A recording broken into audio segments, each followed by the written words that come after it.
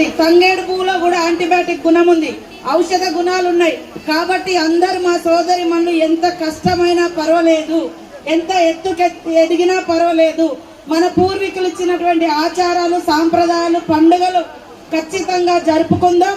తద్వారా ఆనందాన్ని, ఆరోగ్యాన్ని, మరి ఐక్యతను, కష్ట సుఖాలను కలబోసుకునే వేదిక బతుకమ్మ ఆడే చెరువు గట్లు. కాబట్టి చెరువులను కాపాడుకుందాం, స్వచ్ఛమైనటువంటి పువ్వులను కాపాడుకుందాం, స్వచ్ఛతను కాపాడుకుందాం అని తెలియజేస్తూ మీ అందరికీ శుభాకాంక్షలు, ధన్యవాదాలు తెలియజేస్తా ఉన్నాను. జై మహిళా శక్తి. Thank you madam.